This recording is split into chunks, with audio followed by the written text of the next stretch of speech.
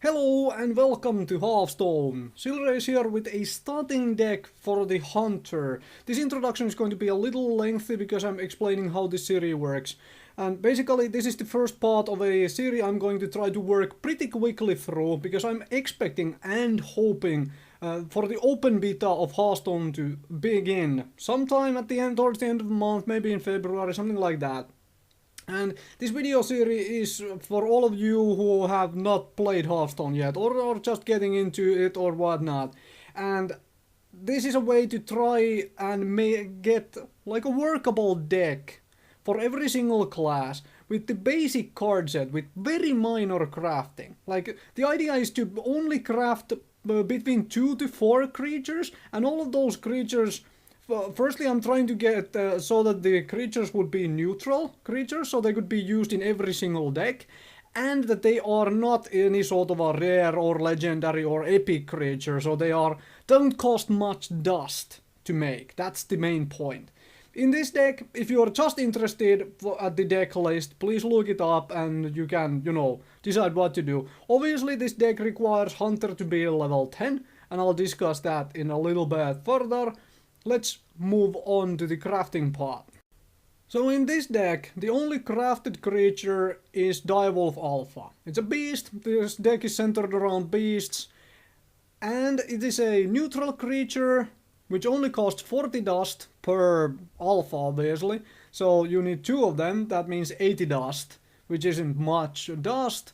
And it is a creature which can absolutely be worked into all sorts of other decks for other classes as well, making it a useful card to craft anyway. And it works nicely into this deck. With crafting out of the way, let's take a look at a couple alternate cards, right? So I spoke about how to get the class to level 10, rather hassle-free, in a startup video I made before, and I'll link that in the description below. But the fact is, not everyone wants to go through that, and they want to just jump into the constructed, even at level 1 of the class. Level 1 of the Hunter class here means that you don't have access to all the cards to build this particular deck. That, for example, Kill Command, Tundra Rhino, you don't have access to these things until you get all those levels. So you want to work in a couple other things. Arcane Shot in place of the Kill Command, for example. River Crocolisk, since this is a beast-centered deck, River Crocolisk is a nice addition or which you can swap in for something else you don't have. Swamp Ooze is in general a good card because you can face warriors and other things with weapons. So work around, fiddle around a little, try to find replacements for the cards you do not have yet, if you are jumping into constructed before you hit level 10. And obviously, note that you can replace Direwolf Alpha with, for example, the River Crocolisk, if you don't have the dust to craft the Direwolf Alpha. Okay, so let's talk about a couple plays before I conclude the video, because the deck is fairly straightforward. I'll let you figure out how it really plays on your own, because it is simple to build deck, right? So I want to touch on a couple things. First one is the Starving Buzzard. This used to be a 2-2 creature, which was really good. Now it's 2-1, and that one health is a really big detriment. 3 classes in the game simply deal with it with its hero power. There are so many other means and ways of just getting rid of 1 health minions. So try and hold on to Starving Buzzard for a simple reason that it's in this deck it's your only actual card draw. You have 2 tracking cards. That means you are swapping tracking card for another card. That is not actually card draw. You are just swapping it to for a card which would help you solve the situation you are in, or give you a play for the next turn. However, Starving Buzzard allows you to actually draw more cards out of your deck to fill up your hand with more options.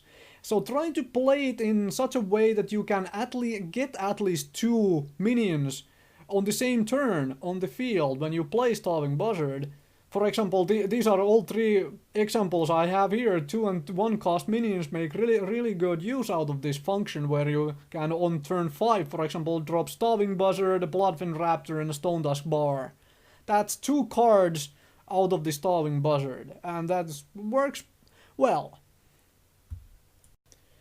So here is another play which can catch people off guard if they don't play against Hunter often or they don't see this combination. That's 7 cost Pyroblast to the face, basically. Core Hound requires Tundra Rhino on the field to be played effectively. Because it has 5 health, things deal with it really easily. Lower cost things, that is.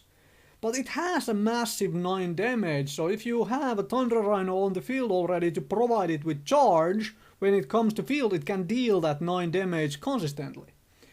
So the play here is to try and get Tundra Rhino on the field in such a way that you have something to protect the Tundra Rhino. You have a taunt creature on the field already. This deck has multiple ways to do that. It has Silverback Patriarchs and Ironfur Grizzly. It even has a Houndmaster to turn something else into a taunt. So there is many ways to get taunt to protect the Tundra Rhino and hopefully try to get the Core Hound into play on turn 7 with a charge. Final card I want to talk about is the Animal Companion, because this card is the only random card in this deck. Tracking, for example, gives you a choice of 3 cards, whereas Animal Companion, when you play it, you cannot choose which of the 3 beasts you get out of it. So try and play it in situations where you can take advantage of whichever beast you happen to get. As an example, if you need a taunt in play, Animal Companion is pretty bad play. It's 1 out of 3 to get the Misha, the taunt beast creature minion. Because in this deck specifically you have 4 taunts and you have 2 Houndmasters which can turn any other beast into a taunt. So if you happen to need a taunt out of Animal Companion, you probably have made misplays somewhere else, or then it's a last ditch effort. Okay, for absolute final words of this deck. Firstly, I don't take any credit for creating this deck. I am fairly sure someone somewhere has already created this particular thing. Secondly, I hope this illustrates that you don't actually have to spend hundreds of dollars into this game to get a deck which actually allows you to win. Sure, people with all the legendaries open so they can mix and match Ragnaros and whatever in their decks might have a bit of an edge over you. But this deck will absolutely function when you are trying to rank down from your early rankings down towards the places where you want to be and help you learn the game as a hunter. So, thank you very much for watching.